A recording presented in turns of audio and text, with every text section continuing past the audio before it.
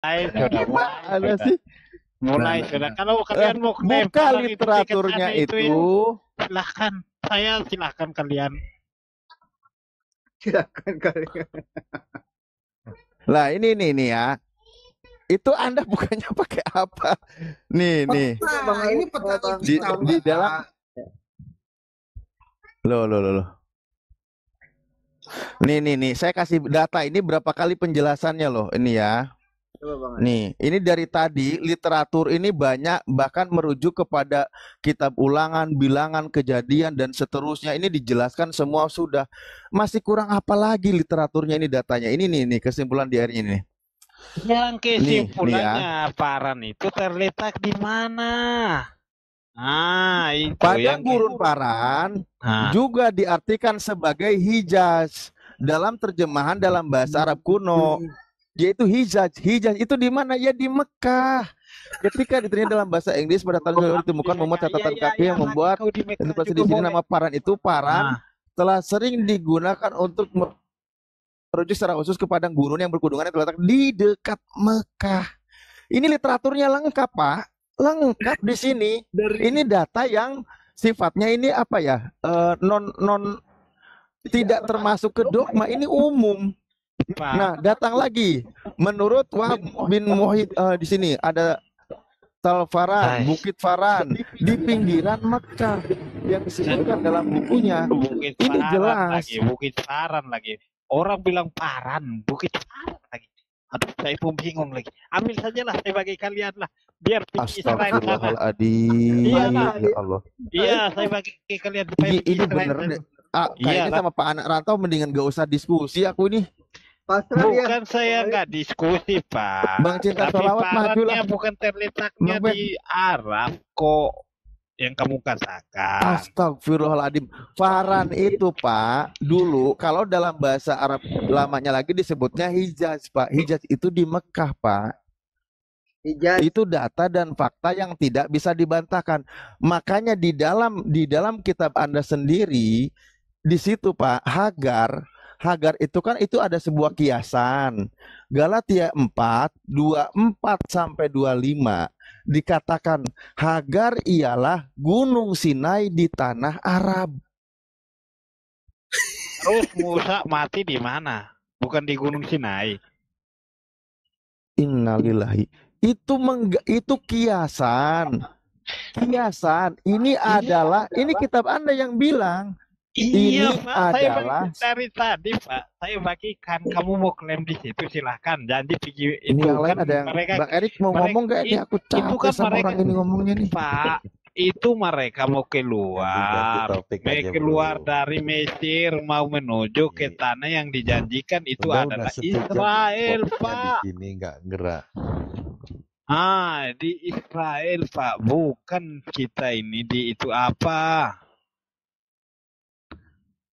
Kita mau klaim, bukan mau klaim di Indonesia, tidak, bukan di Arab, bukan di Israel yang mereka keluar itu dari Paran itu. Untuk yang tanah yang dijanjikan adalah Israel. Pak Anak Rato bilang di Israel emang punya data.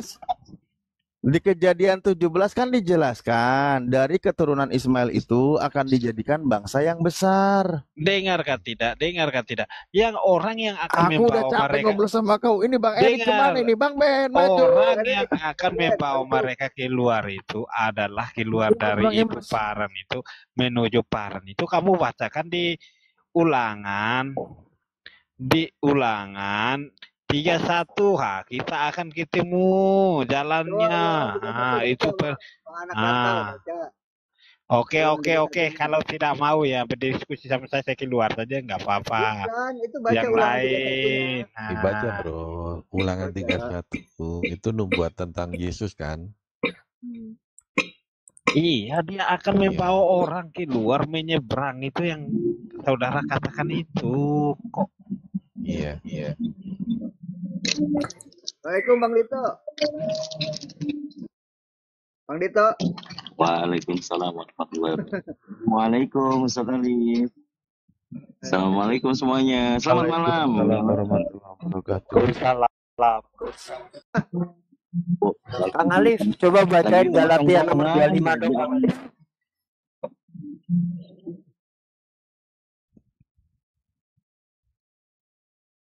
Ini Bang Bewok, Bang Ben. Suruh baca. Bang Bewok lagi megang Bible itu. Berapa tadi? Bang Ben berapa? Galatia 4 nomor 25. Galatia 4 nomor 25 Bang Bewok. Heeh.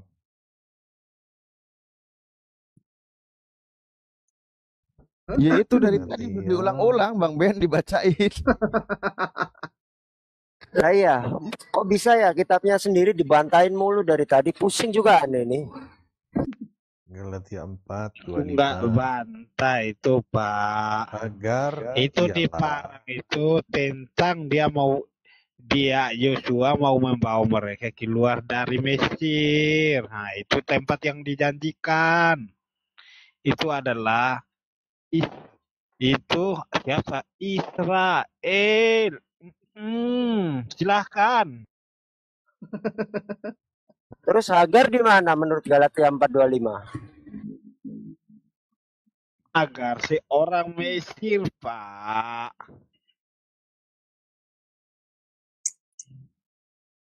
Bacain dong Bang Brewo, ulangi lagi tuh. Hagar ialah gunung Sinai di tanah Arab, dan ia sama Coba dengan itu Pak Yerusalem Jordan.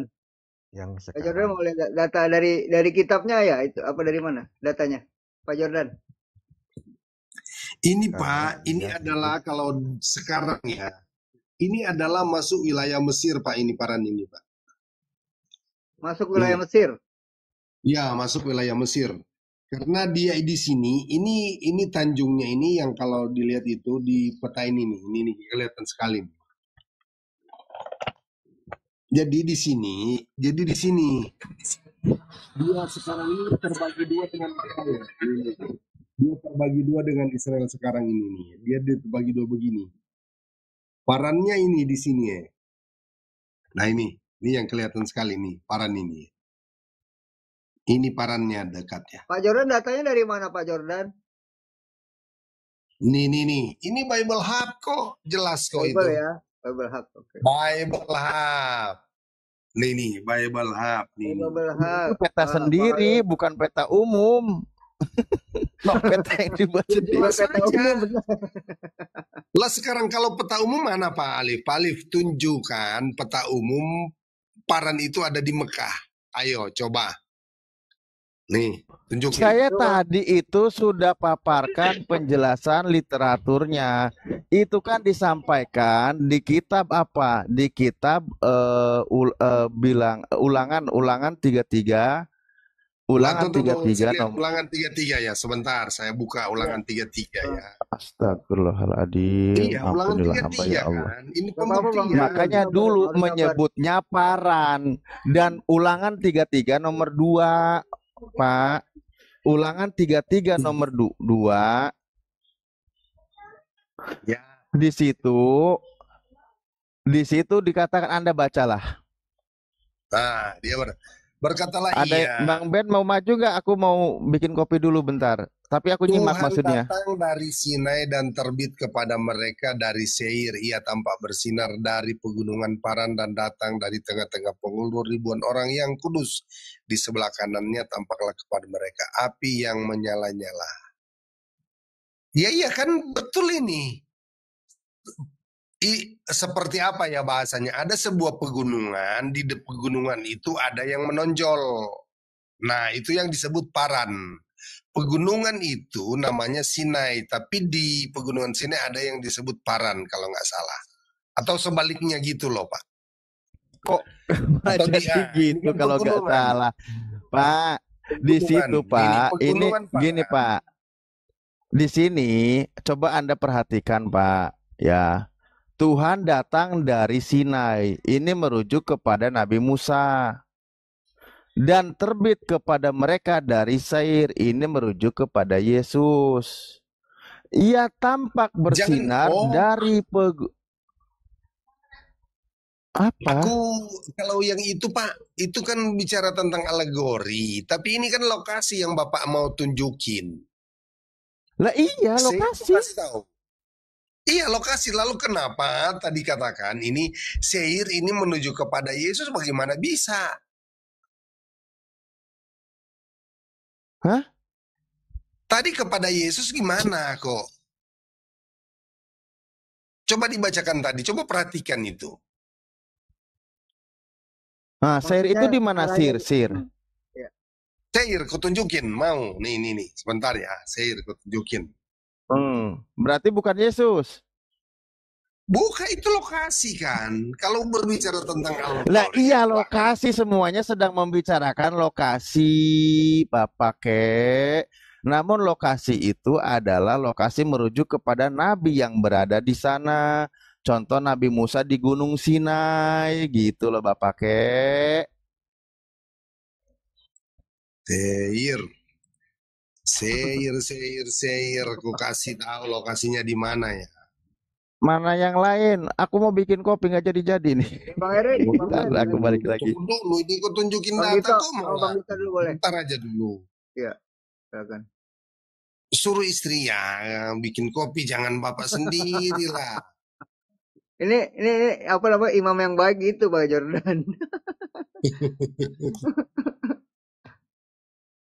Bang Dito, silakan Bang Dito. Standby. Ya, Pak Jordan apa tadi? Mau tunjukin apa? Ini Apa Seir ini Seir ini di sini nih. Ini ada di sini Seirnya nih. Seir ini adalah merupakan satu lokasi, kalau nggak salah ini adalah di mana Musa hanya melihat Kanaan itu. Jadi sampai dia tidak masuk ke tanah perjanjian. Seirnya di sini nih. Nih sudah ada petunjuk ini. Itu datanya dari Bible Hub, Bang Dito. Bang Jordan, coba di-compare dengan yang Google Maps sekarang. Nah, untuk zaman sekarang ini di mana? Kalau Bapak mau lihat dari Bible peta sekarang ini, kita buka Google, jangan buka ini peta Alkitab. Peta Alkitab. Tunggu. Ini peta Alkitab itu namanya sudah berbeda. Di zamannya Abraham sampai Musa, nama-namanya seperti ini di dalam Alkitab kami, Pak. Tetapi ketika masuk di zamannya mulai dari Daud, itu sudah ada perubahan. Apatah lagi ketika mereka dibuang ke Babel. Itu ada perubahan drastis namanya. Nama-nama tempat lokasinya di sana. Di Google Map aja dibukain. Sekarang jadi nama apa gitu. Oh iya, kita lihat. Buka coba Google Map. Bentar ya. Kalau kita ingin mapan. Sementara. Itu ada di Yordania sekarang, Pak. Yordania itu tidak ada di zamannya Musa. Itu adalah Moab sama Amon. Kalau di dalam Alkitab, Pak. Tapi untuk sekarang itu sudah ada negara yang disebut dengan Jordania. Namaku ada di situ juga. Hehehe.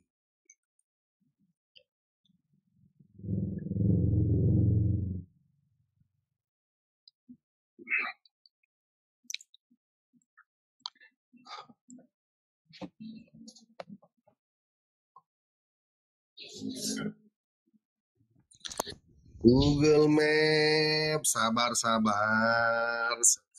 di open the door. Lanjut Pak Jordan, lanjut aja Pak Dito. Iya. Saya masih mencari, saya sebenarnya buka data ini agak lalot ini. Iya. Bang Hos, izin turun Bang Hos ya. Mana? Ngantuk. Mulai. Oke ya, kasih ya Mas ya. Iya. Oke. Oke, ini.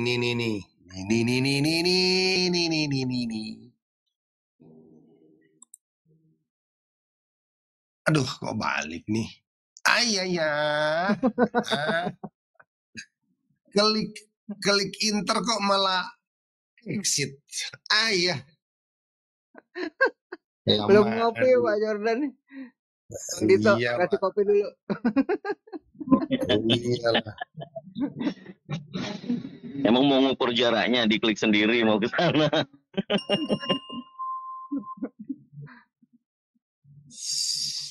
Ayo. Kota ini di mana loh? Waduh. Oh, iya Bang Emil, biarin dulu. Ya.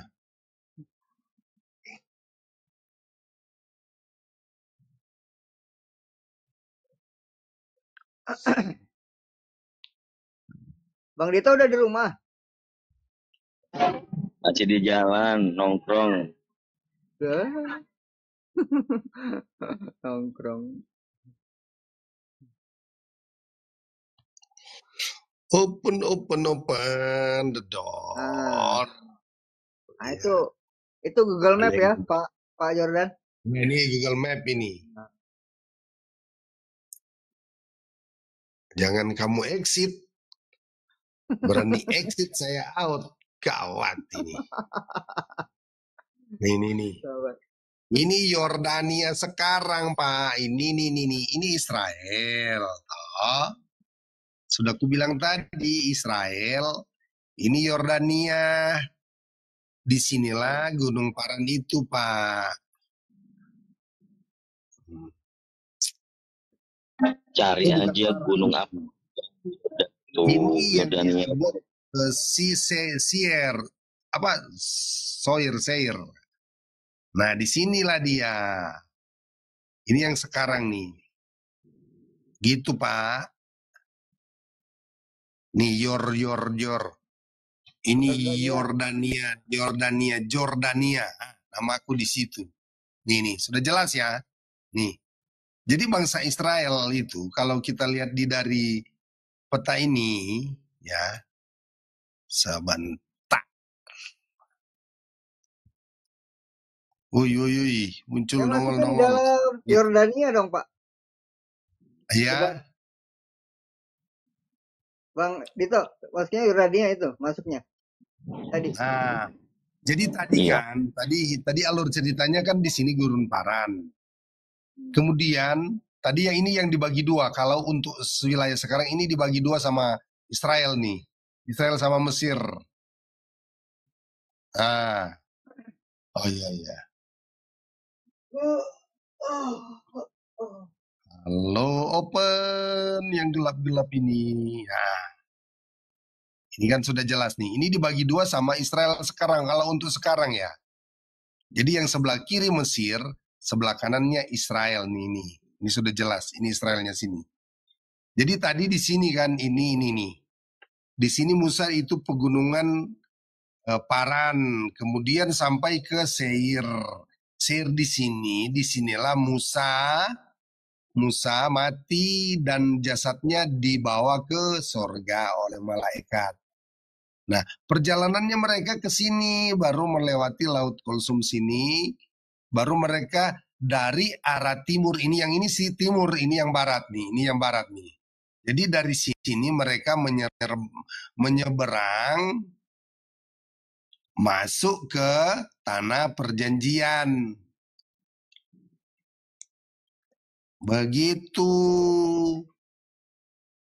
Begitu Pak, masuk ke sini. Ya itu jelas sekali. Ada lagi yang mau ditanyakan?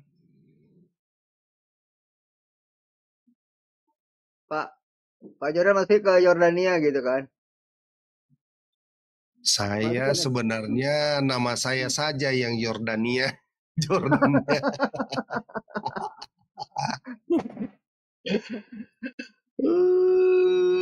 Ya memang jadi orang Arab Pak. Yordania kan masuk tanah Arab Pak Jordan. Oh iya. Tahu dulu kalau di sini Pak, ini itu mana-mana aja. Nah di sini mana sebentar. Ini masih gelap. Nah, ini tanah Arab nih. Ini tanah Arab nih. Ini Arab. Yang ini tanah wilayah Arab nih. Ini nih. Arab. Ini Arab ini nih. Ini. Ini Arab atau Timur Tengah ya. Israel sama apa ya? Libanon, Suriah, Turki, mereka masuk wilayah Eropa. Begitu. Sama Rusia masuk kategori Eropa. Ini yang disebut dengan Arab. Ini. Jadi dari Israel ini sampai Irak baru ke bawah. Ini yang disebut dengan Arab, Pak. Di sini Mekah, baru di sini Medina di atas. Bang Jordan, yang Paran tadi di mana jadinya? Saya sudah bilang di sini tadi Paran kok. Ini Paran di sini. Ini kan wilayahnya Mesir sama Israel sekarang. Sabar ya. Aduh. Nih capek lagi nih.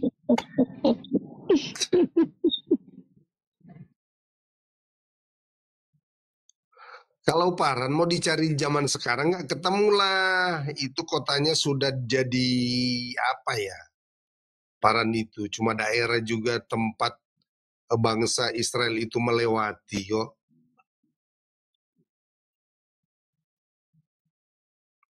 Waduh.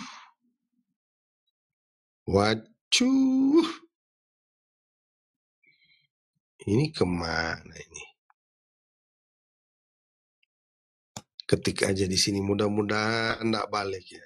Israel.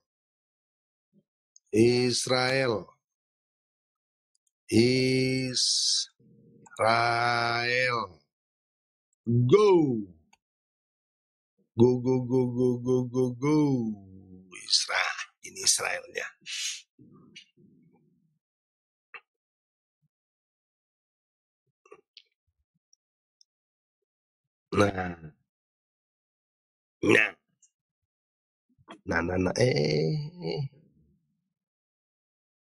Ini Israel.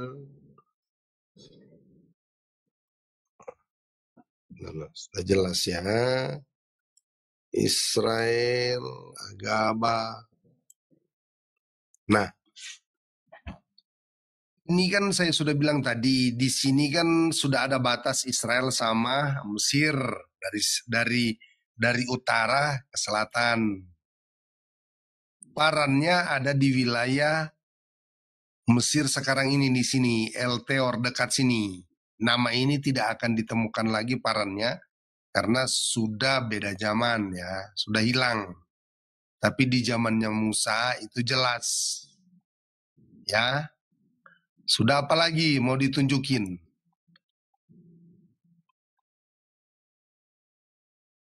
Ini Yordania.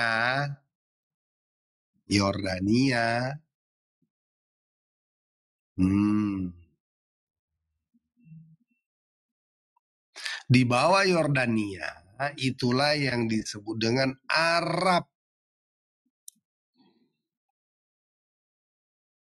Bim salabim. Nol. Ini Arab Saudi, ini Arab Saudi.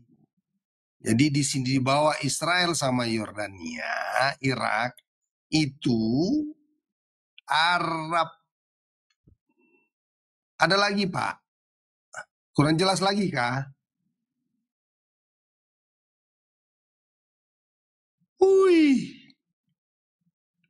Mana Pak Alif? Alif.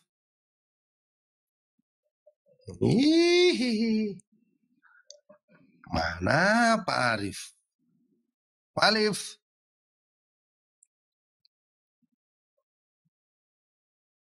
Nah, Pak Alif. Kita nantinya kalau kita misalnya bisa janjian nih, kita ketemunya di mana Pak Alif? Nanti kita jalan-jalan ke sana. Pak Alif. Saya di Indonesia Timur. Wah, balik lagi. Coba di sini lah gambarnya. Kita lihat gambar aja dah. Itu Google Map. Nah ini kulihat di map ini. Mana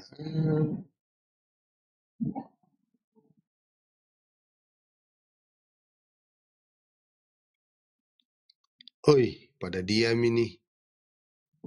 Aku udah ngantuk ini kalau nggak ada respon ini. Konteksnya untuk apa namanya memperlihatkan bahwa fakta yang di ulangan 33 itu kan lokasinya di situ. Nah, itu suaraku. Iya, sudah saya buka datanya di Paran. Bukan, maksudnya ya kembali ke kutipan tema teksnya tadi 33. Di situ itu konteksnya apa? Yang tadi dinarasikan mereka dan apa tadi itu? Sebentar saya buka dulu.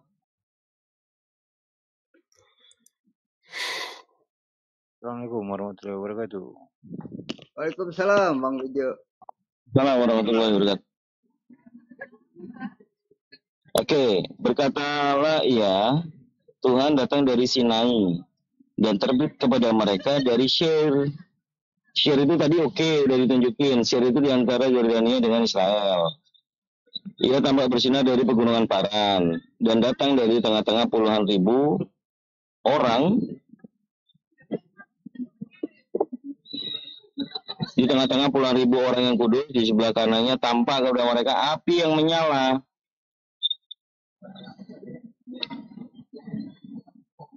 Waduh, hilang juga nih. Oke, nah sementara yang kita minta dijelaskan adalah secara geografi sudah dijelaskan sama Pak Jordan, thank you. Tapi kan ini map atau mungkin atlas yang sekarang ini beda dengan tahun-tahun sebelumnya. Bahkan dulu negara Israel itu tidak ada yang begitu. Nah ini coba kita gali gitu loh.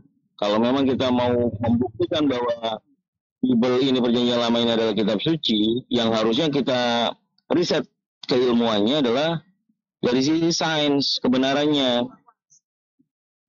Kalau nama saja kemudian penyebutan, ya itu oke, nggak masalah karena setiap zaman pasti berubah namanya.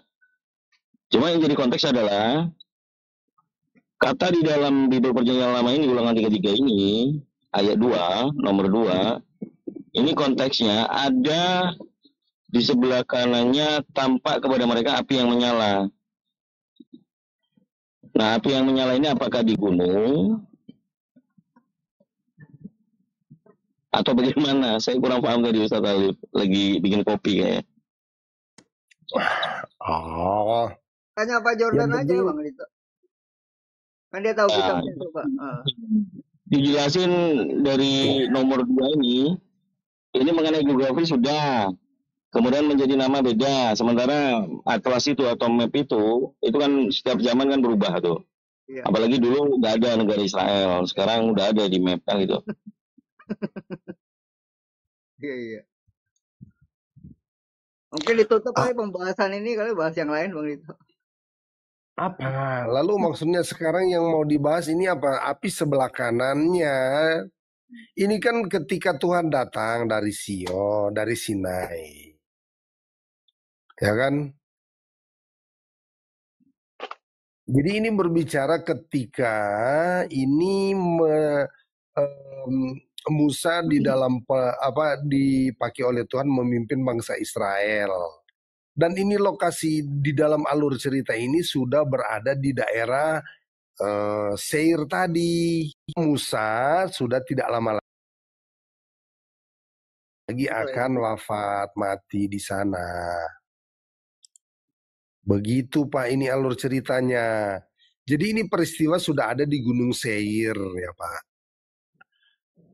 Jadi bukan lagi di Sinai, tapi ini sudah di Seir, sudah ada di tanah Moab atau Yordania itu sekarang. Oke, aku baru ngeh ini. Ini mencari kuburannya Nabi Musa maksudnya. Nggak tahu. Tadi Pak Alif dengan siapa dia minta data tunjukin di mana Paran.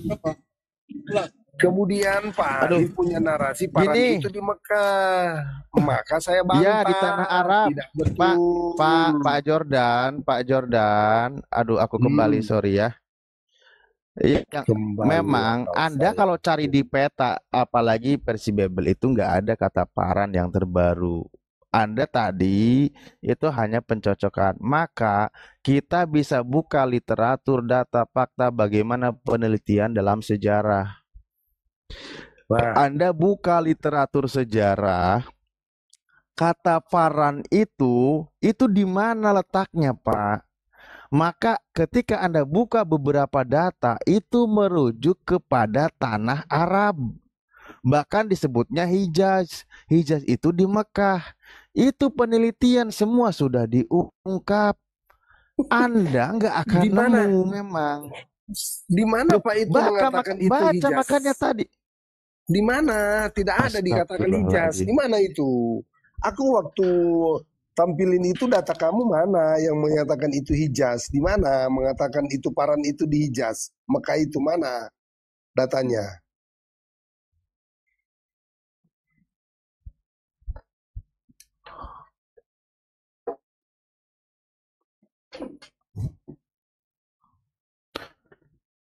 Ini peneliti.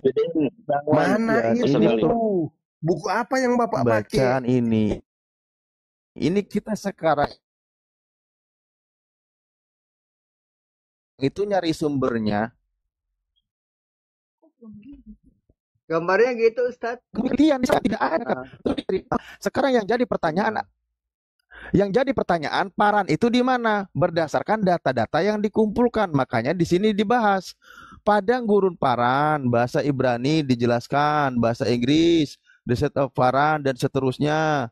Nah, di sini dijelaskan, yaitu waktu mereka ketika mengembara selama 40 tahun keluar dari Mesir dan juga tempat kediaman Ismail. Nah, dan keluarganya serta salah satu tempat Daud bersembunyi. Dalam tradisi Arab sering disamakan dengan daerah Hijaz, Pak. Tunggu ya. Sekarang ini data dari mana ini Pak yang mengatakan ini penjelasan ini. Nih. Apa? Buku apa itu? Ini di Wikipedia. Iya.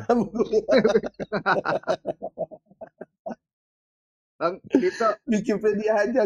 Itu siapa yang buat itu? Tahun berapa Wikipedia dibuat? Makanya penemuan data kata paran itu kita tidak bisa menemukan lagi, Pak, kecuali pengumpulan data fakta sejarah yang dikumpulkan. Ini banyak datanya, Pak. Banyak para peneliti dan ilmuwan di sini dijelaskan, disaring di sini. Nah, di sini dijelaskan semua dari orang-orang yang berkepentingan yang menemukan di sini. Ada yang menamakan tadi siapa aja ya di sini. Ini salah satu pengumpulan data yang kita dapatkan saat ini, Pak. Kecuali ada tertulis. Di mana fakta tertulis, misal di peta ada kata paran sebagaimana peta terbaru. Oke, kita pakai. Masalahnya kata paran digunakan zaman Nabi Musa. Di dalam peta terkini itu tidak ditemukan. Kalaupun ada pasti ya memang kalau Anda temukan cari di peta itu merujuk paran itu ada di Arab Saudi. Pasti Anda juga tidak akan percaya. Namun melalui data dan penelitian berdasarkan dikumpulkan di sini mencantumkan nama-nama orang yang meneliti, di situ dijelaskan. Nih di sini menjelaskan ada kata Faran, Bukit Faran di pinggiran Mekah yang juga disebutkan dalam bukunya Kitab Al-Tijan. Dan seterusnya, cerita rakyat Arab pra-Islam. Ini sebelum kedatangan Islam. Ini dijelaskan. Tokoh-tokohnya disebutkan, buku-buku penelitiannya disebutkan. Itu Pak, bukan Wikipedia yang kita bahas. Nah, karena apa? Kita tidak punya data lain. Di sini juga dijelaskan. Nah, banyaklah di sini ya.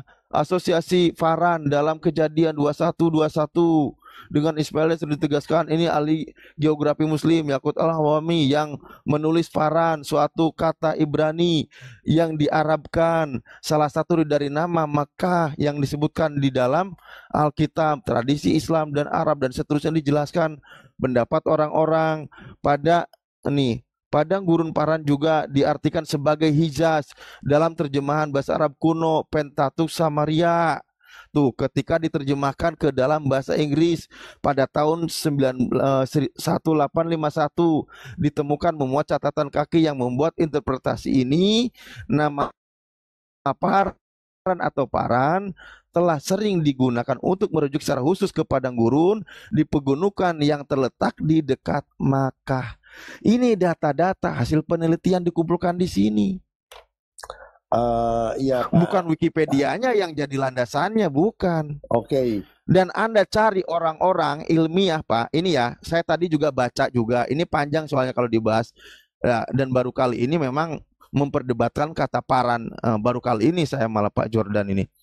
Bentar ya, ada bukunya juga. Bentar ya. Nih, aduh sayang bahasa Inggris lagi. Nah ini ya, ini saya bantu bacakan aja nih. Ini karena saya datanya udah saya simpen ya. Nanti Pak Jordan juga carikan di sini nih. Nah ini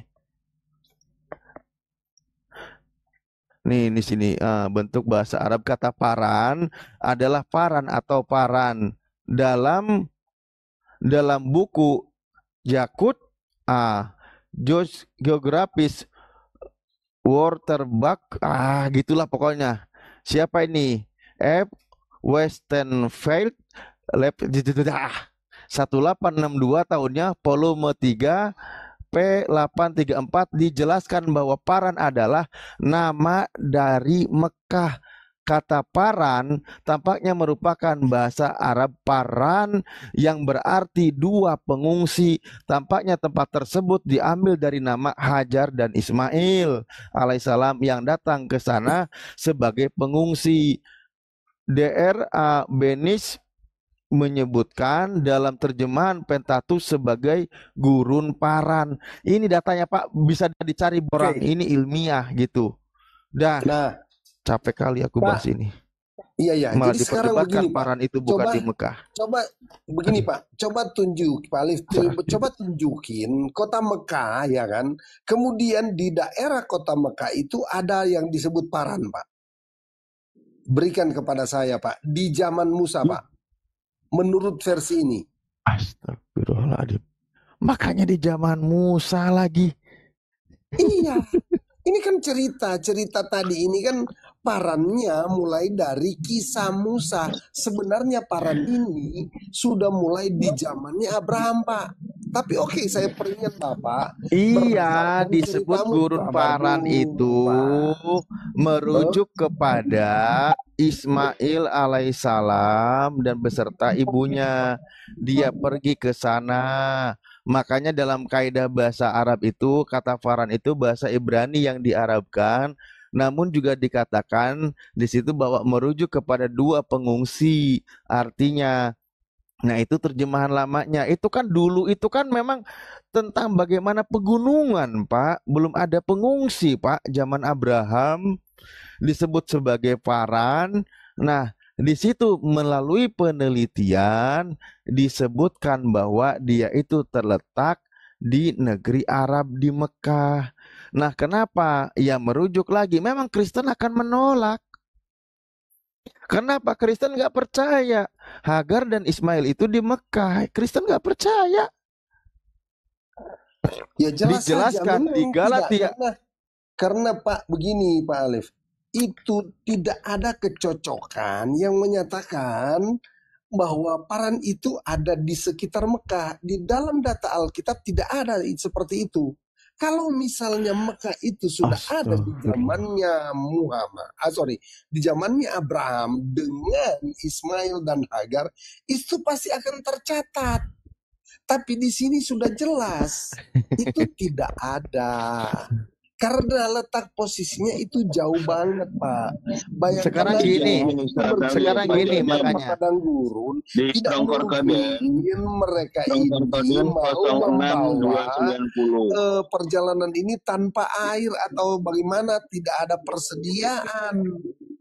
Itu tidak mungkin mereka akan melewati sepanjang jalan itu sejauh yang saya tampilkan di dalam peta itu. Mereka itu jauh ke selatan, jauh banget. Bahkan kalau dilihat di sana, Coba, Pak, itu mereka mau saya nggak tahu, melewati Pak Jordan. seperti sebuah Kalau kita buka peta Arab selat. Saudi, ada juga sejarah ini. Nih ya, dia penamaan walaupun entahlah ini kan beda konteks sebenarnya. Tapi ingat kata Paran itu apa? Letaknya di mana? Ini peta terbaru. Ya. Yaitu dikenal akrab familiarnya itu di Arab Saudi tuh sampai sekarang. Ini petanya. Paran itu ya di Arab Saudi. Pak. Ya makanya Anda tadi kan nanya petanya. Saya bilang memang nggak ada kalau zaman dulu. Iya. Makanya memang sekarang kembali begini loh Pak Jordan. Dulu, Pak. Oke, kalau di yang Bapak tampilin itu di zaman sekarang itu ada, tapi di zaman dulu Alkitab mampu membuktikan dan Mekah itu tidak ada. Ya jelas saja.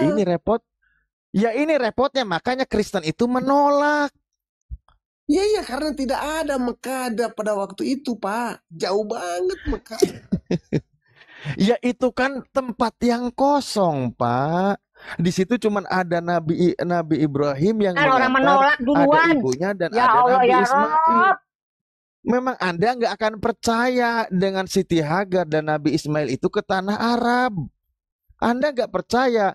Tapi belakangan fakta, data, dan sejarah memang percaya kalau bangsa Arab dari kalangan Nabi Muhammad itu, kalau Anda cari tahu, percaya mereka itu dalam kaidahnya bangsa Yahudi. Mereka percaya saudara karena jalur Ismailiyat. Mereka tahu Nabi Muhammad itu jalur Nabi Ismail. Tahu mereka. Anda pasti akan ketawa karena Anda tidak akan percaya. Orang Nabi Ismail ke Mekah beserta ibunya aja Anda nggak percaya. Gimana sih? Gini Pak. Saya cari Pak di dalam. Aku capek ngotot inilah, ganti yang lain aja dulu ya. Aku udah serak ini. Oke deh. Aku juga udah larut ini. Soalnya iya karena Pak Jordan itu gini. Pak Jordan sebentar. Karena gini Pak Jordan, di dalam kaidahnya orang Kristen tidak percaya Nabi Ibrahim itu pernah pergi ke tanah Arab. Terutama yang dikatakan sekarang itu Makkah. Beserta ibunya, beserta Nabi Ismail, Kristen nggak percaya. Makanya peta yang dibuat itu arahnya nggak ke sana. Dan Nabi Ismail alaihissalam dalam sejarah Islam jelas dia itu beserta ayahnya tuh di sana. Dan disitulah yang dikatakan juga dia itu di tanah Paran, di Gunung Paran, di Arab. Ini kembali patokannya, barometernya kepada kitab. Nah kalau Anda baca, kalau saya pelajari literaturnya Yahudi, belakangan itu terbuka. Mereka tahu Paran itu adalah tanah di sekitaran Mekah, di daerah Arab. Kristen gak akan percaya. Makanya capek dari tadi ngomongnya. Nah, Bapak baca di Yosua 15 ayatnya 52, Pak. Aku breakthrough, suaraku habis. Iya. Ya, aku juga ini lanjut. Jangan nyuruh saya baca. Jadi di Yosua 15 ayat 52, mau ayat 51 aja ya. Saya baca nih. Gosen, Holen, dan Gilal 11 kota dengan desa-desanya. Arab, Duma, Esan, Yandum, Betapu, Afeka, Huma. Itu ya. Di situ 9 kota dengan desa-desanya. Arab itu dulunya cuma desa, Pak. Di zaman ini, di zamannya Yosua, ketika mereka masuk ke tanah perjanjian, itu Arab itu bukanlah sebuah katakanlah benua Timur Tengah. Sorry, bukan mau dikatakan benua nggak juga ya. Di daerah benua Asia di tengah wilayah Timur Tengah sana. Tapi itu di dalam data itu nanti muncul di zaman Yosua. Di zamannya Abraham nggak ada namanya Arab. Manusia belum ada di sana. Ya, Yang Astagfirullahaladzim. Aduh, capek aku. Diskusi iya, Pak aku juga. kayaknya nggak nangkep, nggak nyambung kayaknya yang tadi aku bahas. Udahlah, aku nggak mau bahas lagi. Iyalah, aku juga Pak, mungkin karena pilek jadi aku nggak bisa nyambung ya. Aku Nah, izin gini, dulu ya. Pak Jordan, Aku pilek. Pak Jordan, Ya. Anda coba bisa baca juga di Yesaya 21, Pak. Oh Yesaya itu sudah sebentar ya aku baca ya. Iya, baca dulu Yesaya 21:13. Yesaya 21 ayat 13. Dengarlah hai kawan-kawan, beginilah firman Tuhan, ucapan ilahi terhadap Arabia. Di belukar di Arabia kamu akan bermalam. Hai kafilah orang Dedan. Nah, maksudnya apa ini, Pak? Apa itu Bang Dito? Biar putus masalah Paran. Oh iya. Biar putus masalah Paran ya. Di Strong Concordance atau pakai buka yang versi KJV itu yang 286. Di situ tertulis ornamental Paran deserts of Arabia. Jadi padang gurun dari Arabia. Ini di Alkitab nih, di Bible Alkitab Sabda. Coba dicek universal searching. Pak, sebelum ke situ saya mau apa maksud Pak Alif buka Yesaya 21 ayat 13 ini. Apa maksudnya, Pak? Yaitu ada nubuatan bukan? Di sini Pak, ini berbicara tentang Arabia, tetapi itu sudah jauh Pak antara Baca dulu Pak. Ini nubuatan juga terhadap Nabi di Arabia Pak. Di sini ya saya bantu baca, udah serak juga. Ucapan ilahi terhadap Arabia, di belukar di Arabia kamu akan bermalam. Hai kapilah-kapilah orang Dedan, hai penduduk tanah Tema, keluarlah, bawalah air kepada orang haus, pergilah, sambutlah orang pelarian dengan roti, sebab mereka melarikan diri terhadap pedang yang terhunus, terhadap busur yang dilentur, dan terhadap kehebatan peperangan. Sebab beginilah firman Tuhan kepadaku, dalam setahun lagi menurut masa kerja prajurit upahan, maka segala kemuliaan Kedar akan habis, dan dari pemanah-pemanah yang gagah perkasa dari Bani Kedar akan tinggal sejumlah kecil saja, sebab Tuhan Allah Israel telah mengatakannya. Nah, itu tambahan saja informasi. Hah? Bukan merujuk kepada apa nubuatan tentang baginda Pak. Ini tentang keturunan Ismail. Kalau berbicara tentang keturunan Ismail, ya setuju. Tapi kalau merujuk kepada baginda Muhammad itu enggak lah Pak. Enggak ada. Iya, keturunan Nabi Ismail Anda udah mulai setuju. Nabi Ismail di tanah Arab, dan di sini ada peperangan. Di sini juga dia ada yang pemanah, yang gagah perkasa, dan seterusnya. Siapa yang menggenapinya, Bapak Kek? Anda nggak harus percaya, nggak usah, karena Anda tidak beriman kepada Nabi Muhammad. Semua data dan fakta sejarah memang semuanya Anda tolak. Muhammad dan Pak. Yang lain sudah mau bicara atau belum? Aku udah entek suara nih.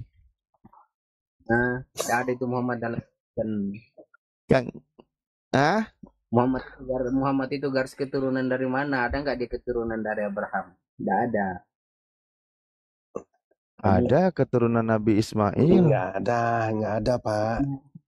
Itu jelas saja di zamannya Musa hanya mampu menuliskan. Bayangkan jarak antara Abraham sama Musa itu ada kurang lebih 400 tahun.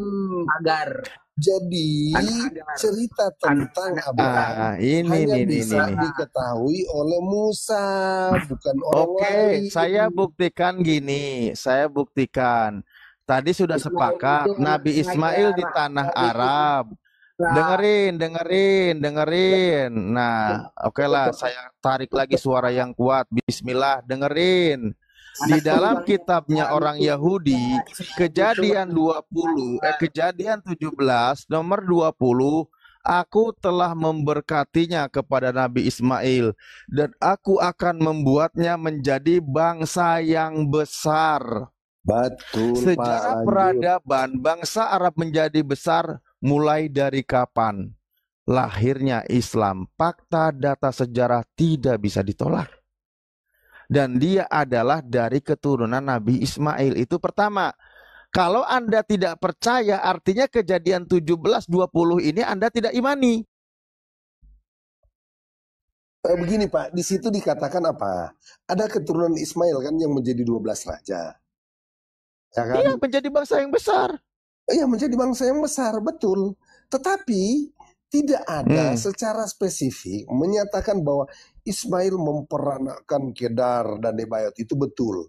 Tapi setelah Kedar dan Nebayot di dalam Alkitab sudah tidak ada lagi menjelaskan keturunan yang ada. Memang sekarang faktanya bangsa besar itu di tanah Makkah siapa yang mengangkat itu? Makanya tadi saya tanyakan, dengerin ya. Mana kamu sebut bangsa besar yang mana? Kamu sebut bangsa kecil sementara waktu itu Hebron sama Kanaan masih satu selat. Keturunan itu keturunan lain Pak. Keturunan yang lain. Manik kamu baik-baik diem-diem. Gantian. Manik. Tanah persinggahannya Abraham itu Hebron. Yang mana kau sebut bangsa yang besar? Sebentar, saya tanya. Abraham lah, ini makanya saya bilang tadi Kristen itu akan terus menolak data dan fakta. Nah, makanya ketika tadi membahas Ulangan 33 nomor 2 dikatakan, dan dari pegunungan Paran dia bersama puluhan ribu orang kudus. Nah, yang menggenapi itu siapa? Coba saya tanya. Bahkan ada terjemahan lain, terjemahan lama itu 10.000 orang kudus. Dia menjadi penakluk. Siapa yang menggenapinya? Kamu cuma modal nyerot. Setelah Ismail lahir dia menetap di mana? Ayo, kutanya kau. Capek saya kalau ngobrol sama kau. Dia memimpin negara mana? Kutanya kau. Oke. Saya akan jawab pertanyaanmu asal kamu bisa jawab pertanyaan saya satu saja. Kau jawab. Ismail menetap di negara mana? Kau ini tiba-tiba datang nyerocos nggak karuan. Aku so tahu dari tadi nyelimpung sana nyelimpung sini. Lah. Bacot. Apa yang kau tahu tentang Nabi Ismail? Dodol, jawab aja Ismail tinggal di mana, ayo. Aduh, aku nggak mau kepancing emosi kawan yang lain. Aku udah habis juga. Saya diam aja. Aku aja Ustaz Alif yang emosi nggak apa-apa. Si Manik ini kayaknya orang yang nggak berpendidikan, jadi naik-naik nggak ada adab.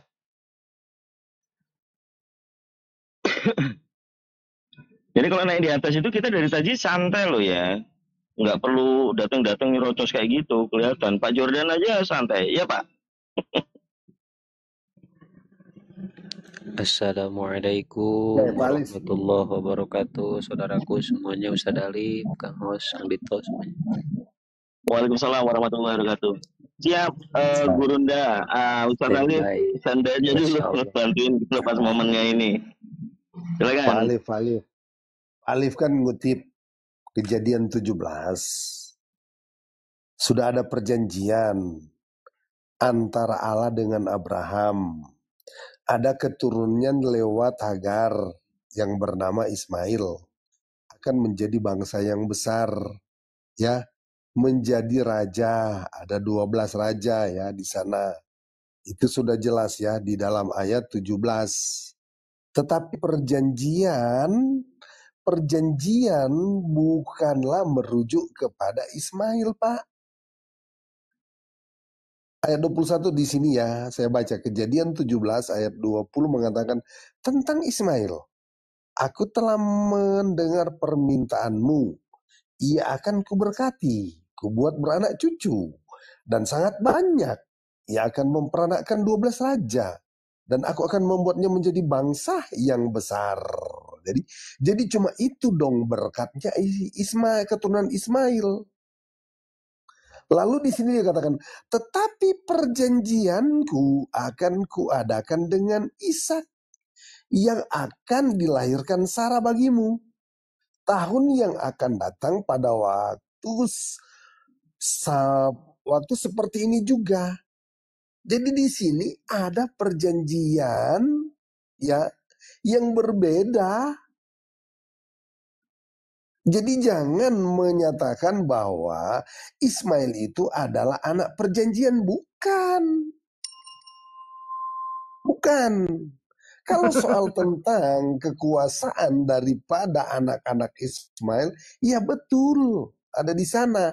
Sekalipun datanya memang kalau dari silsilah, sekalipun baginda Muhammad itu keturunan, oke saja, tetapi datanya kan nggak ada. Begitu juga misalnya Raja Arab sekarang, Solem apa? Sudah lupa baginda siapa yang Raja Arab sekarang. Ya itulah Pak Jordan. Nah, dia ini kan disetujui, saya setuju dia keturunannya Ismail. Tetapi kan datanya nggak ada, tapi nggak masalah itu. Tapi ingat Pak, ada perjanjian yang khusus untuk Ishak yang akan dilahirkan oleh Sarah.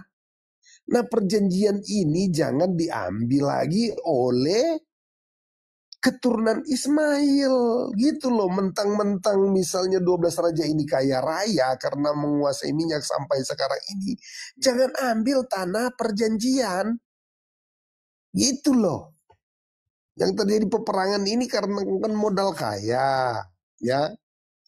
Jangan ambillah rampas orang yang sudah dijanjikan oleh Tuhan kepada Abraham lewat istrinya Sarah, yaitu tentang Ismail. Jangan. Begitu. Jangan. Pak Alif. Ini Pak Alif. Jadi kerongkongan sudah gatal juga, kerongkongan pikirannya sudah gatal. Penjelasannya gatal. Jadi aku dari data yang dibawa. Harap kayaknya aku. Minum dulu lah Pak Jordan, minum dulu. Oke Pak Jordan, sedikit ya saya masuk menjelaskan tentang adanya silsilah Rasulullah di Surah Al-Nabawiyah. Imam Ibnu Hashim menulis nasab Rasulullah Muhammad SAW sebagai berikut.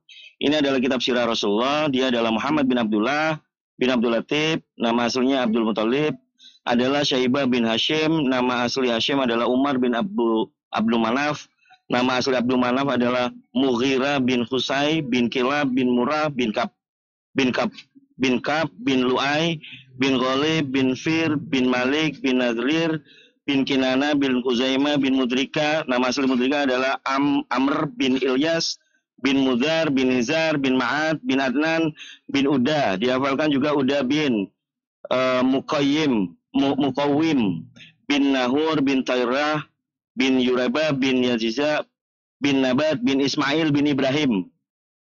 Ini silsilahnya Pak Jordan. Ini di surah Nabawiyah ada. Jadi kalau misalnya tadi tuduhan mengenai Nabi Muhammad itu tidak ada silsilahnya ke Nabi Ibrahim, ini datanya. Datanya. Ada ya, datanya Pak Jordan ya. Nanti Abuya juga bisa itu mulai datanya. Gini Pak. Mungkin lebih ini nih. Gini Pak, tentang berkat saja Pak, itu cuma kepada Musa. Bapak kalau mengatakan bahwa dari Ibrahim sampai Muhammad itu ada, jangankan itu Pak, dari Ismail sampainya kepada orang keturunan Ismail di zamannya Musa itu nggak ada. Jadi kalau misalnya itu data dari mana? Itu tidak betul itu. Kalau Ya, kalian kan memang tidak mengimani Bang Jordan. Gimana sih, udah dijelasin berkali-kali. Boleh saya masuk? Boleh saya masuk nambahin? Silakan. Silakan Bang. Jadi gini Pak Jordan. Jadi gini, dalam pengajaran orang Yahudi Israel ada kisah tentang Nabi Ibrahim, anaknya ada sampai Nabi Musa itu dari keturunan Ishak dan Ismail gitu ya. Ada keturunan Ibrahim itu ada Ishak dan Ismail. Yang diceritakan di Bible itu hanya dari sisi Israel. Kenapa? Karena ini adalah kitab suci pengajaran untuk orang Israel. Sisanya tentang Ismail itu bukan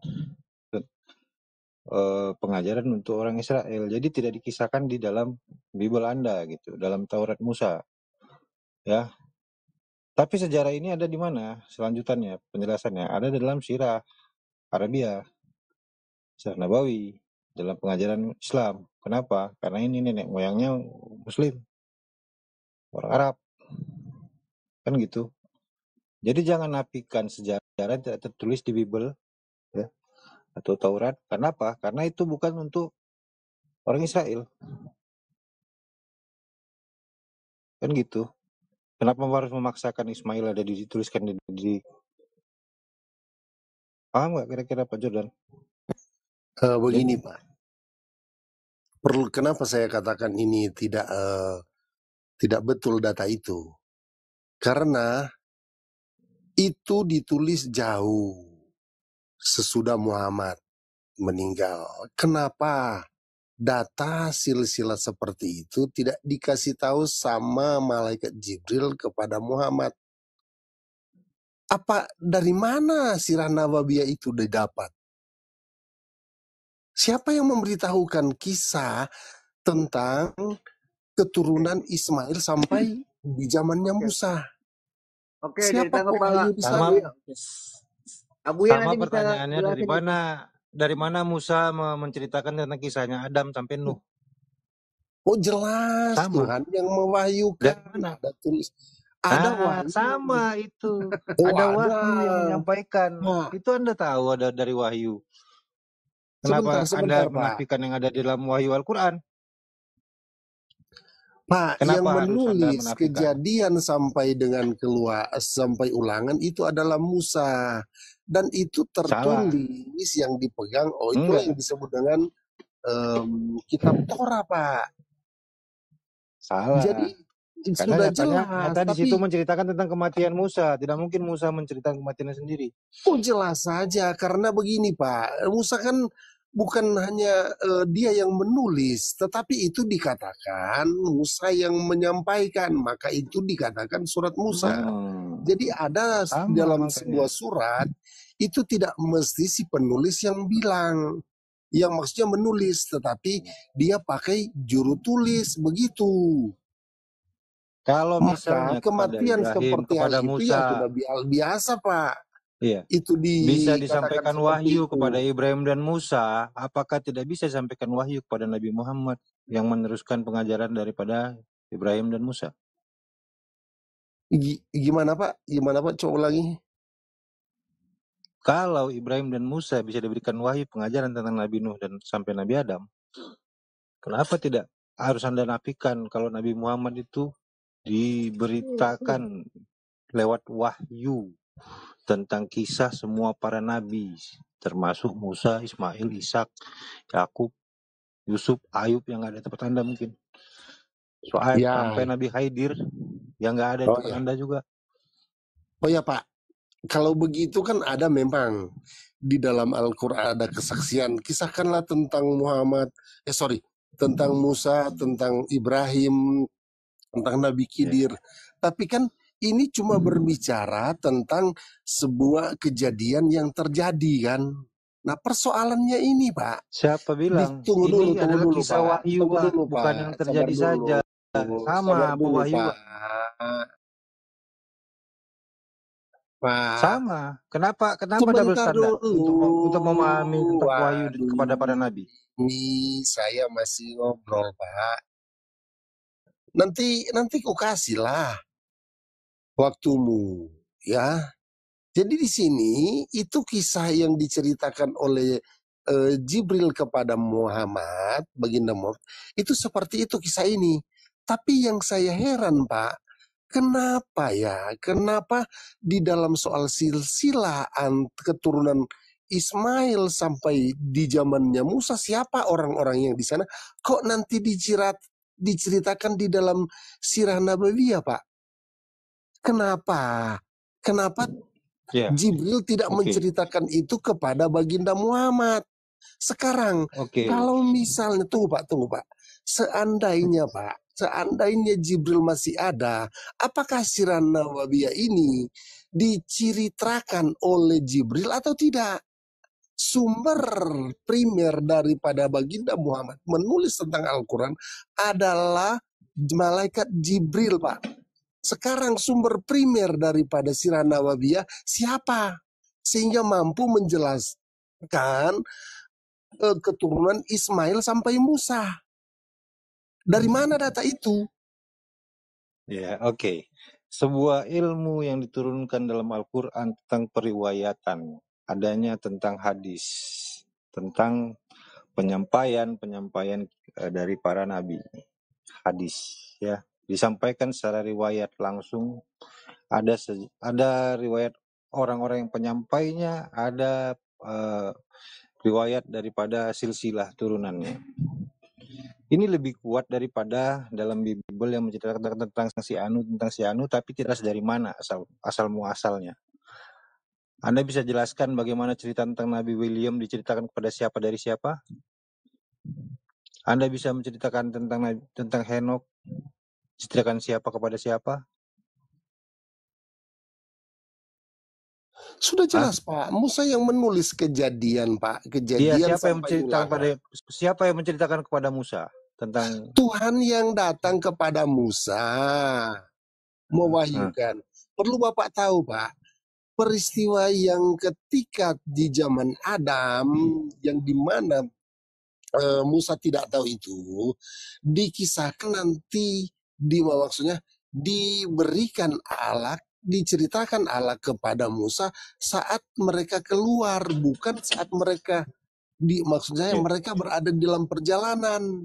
Nanti dalam perjalanan inilah kemudian cerita tentang Adam ini, tentang Abraham ini diceritakan oleh Allah kepada Musa, Pak. Oke, secara ilmiah yang Anda katakan ini pewahyuan itu tidak bisa dibuktikan karena ini adalah firman Tuhan kepada para nabi.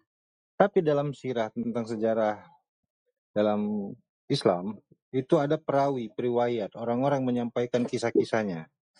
Gitu ya. Ada tokoh-tokoh manusianya yang ada sejarah masing-masing tokoh yang menyampaikan, ada cerita tentang tokoh-tokoh tersebut juga. Mana lebih kuat? Anda hanya mendapatkan sebuah kata pewahyuan dari Tuhan kepada Ibrahim, Musa gitu ya, untuk buat Taurat. Dalam Islam itu ada silsilah, sirah, nasab, silsilah semuanya itu lengkap. Justru dibuktikan secara ilmu jadinya. Anda hanya menyampaikan sesuatu, dengar lalu percaya tanpa bukti. Dalam Islam itu dibuktikan dengan nasabnya, ya, periwayatan orang-orangnya, dengan syarat-syarat periwayatan yang berkualitas. Itu ada semua gitu. Jadi lebih ilmiah.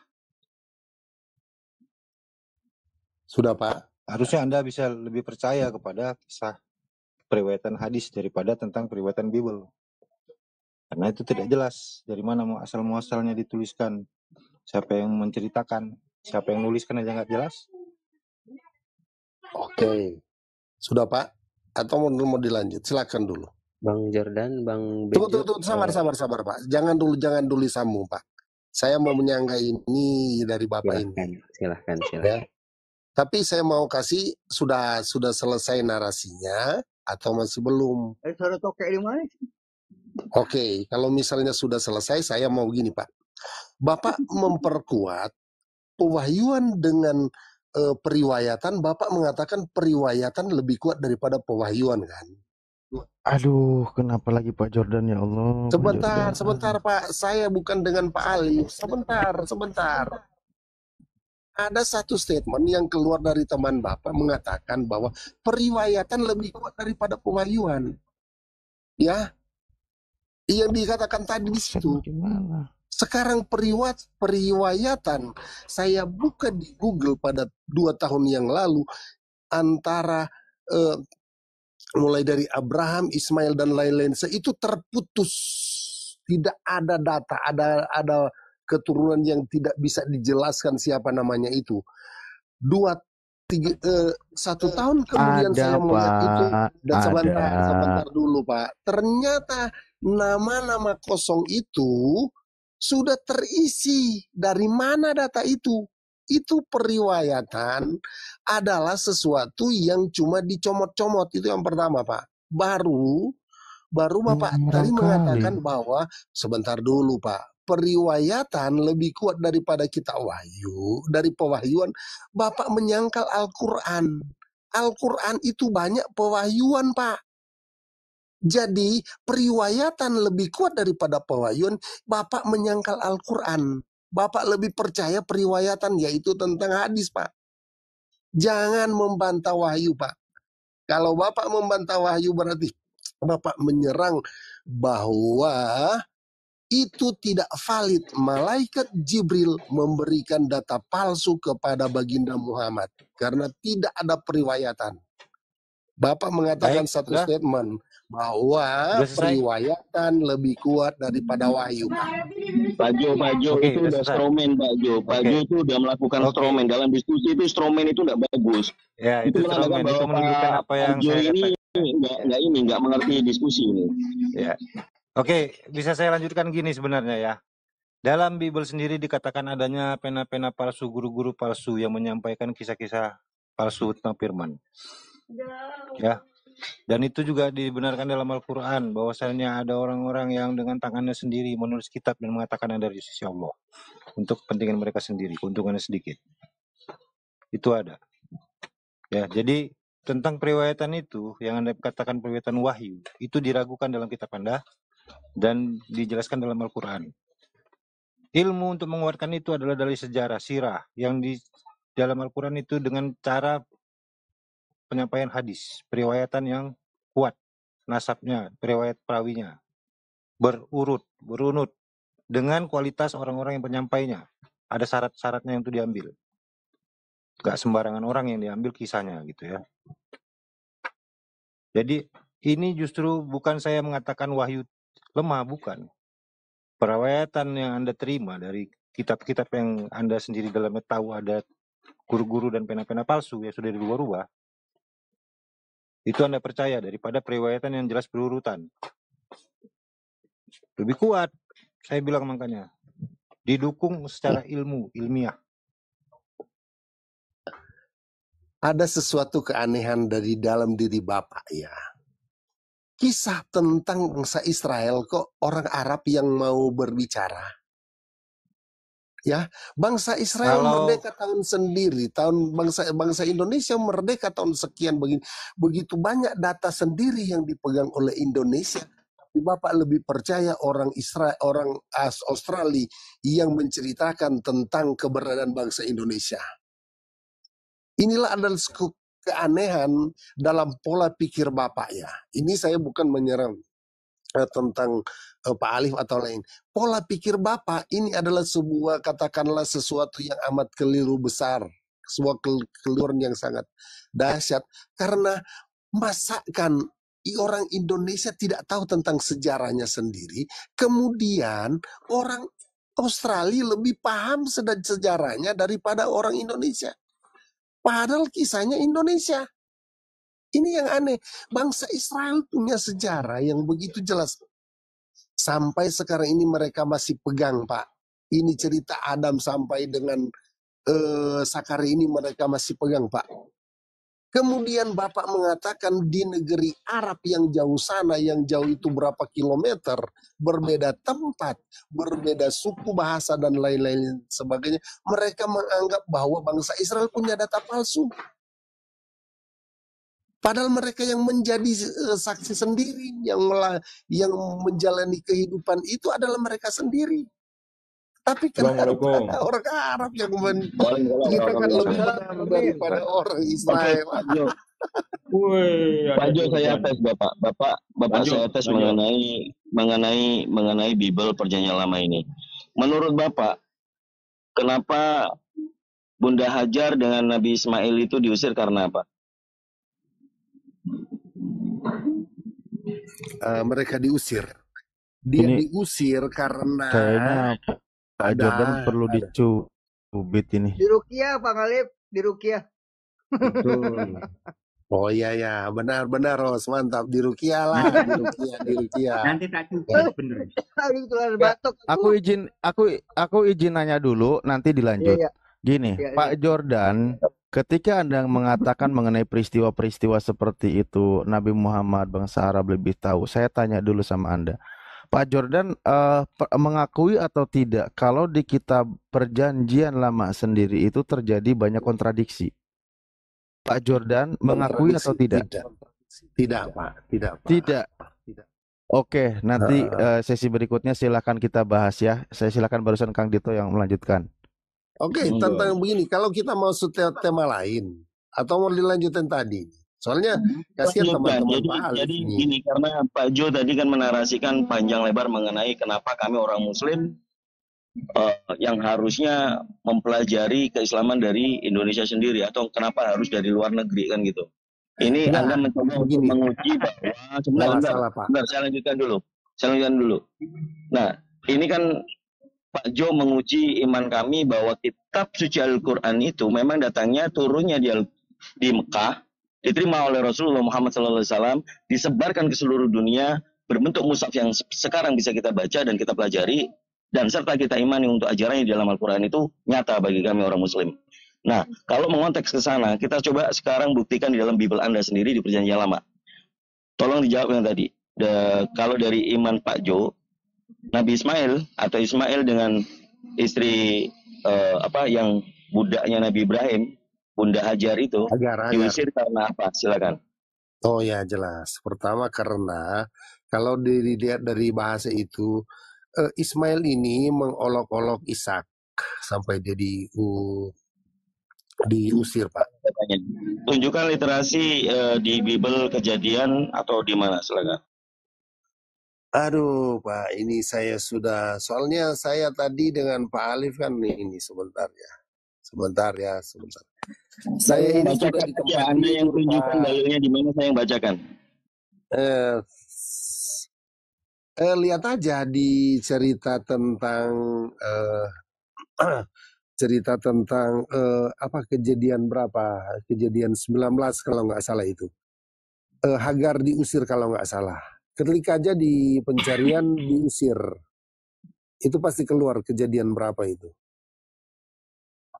21 kah? Sekitar situ ayat itu. Saya juga mau bertanya berkaitan itu nanti tapi sebentar. Ya. Ini Pak Amir ya. Saya Pak Amir. Hoi Pak Amir, Assalamualaikum Pak Amir. Santai dulu ya. Saya menyapa dulu teman-teman. Oke, jadi poinnya Pak Jo adalah Hagar dan Ismail itu diusir karena Ismail mengolok-olok Isa, ya. Kita kunci ya. Ya. Tapi saya menyapa dulu teman-teman di sini. Mana ini Pak Amir? Pak Amir, halo. Halo, selamat malam si Jordan, si yang baik hati. Iya, teman lama. Oke, kita udah kunci ya. Ini saya jawab pakai dalil. Karena kami orang Muslim, apalagi saya yang sering mungkin dengan apologet gurunda saya, Ustaz Talib dan Gurunda Zuma dan yang lainnya.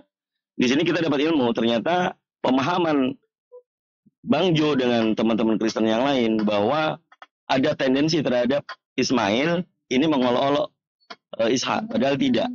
Di Kejadian 21 nomor 10 berkatalah Sarah kepada Abraham, usirlah hamba perempuan itu beserta anaknya Sebab anak hamba ini tidak akan menjadi ahli waris bersama-sama.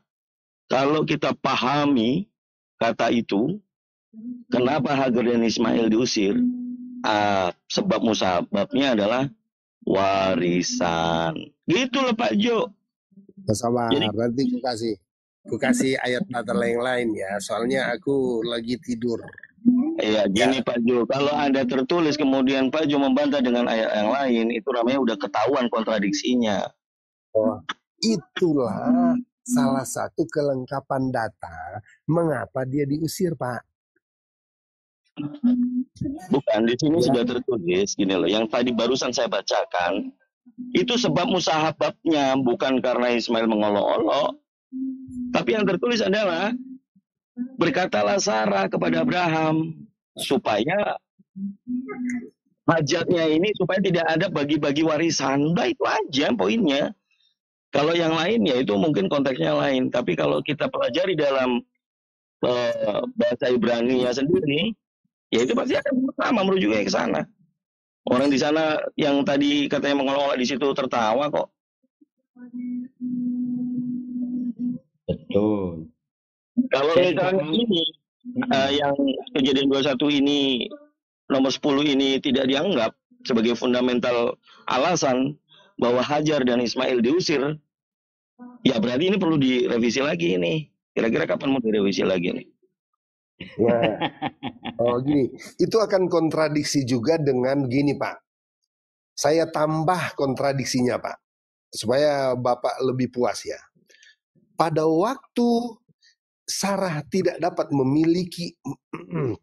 mendapatkan anak, dia mengatakan kepada suaminya Abraham, dia apa? Dekatilah pembantu, tidurlah dengan dia. Kontradiksi enggak? Sekarang, kenapa Sarah menyuruh Abraham supaya punya keturunan dengan Hagar? Tapi sekarang kontradiksi, kenapa dia itu proses alur ceritanya Pak. Ada seseorang misalnya di dalam satu perusahaan Pak melakukan pelanggaran, tidak mestinya selangsung dia dipecat, tapi ada kalanya diberikan peringatan. Peringatan-peringatan itu adalah poin-poin di mana dia melakukan kelalaian, kesalahan dalam dia bekerja. Itu dikumpulkan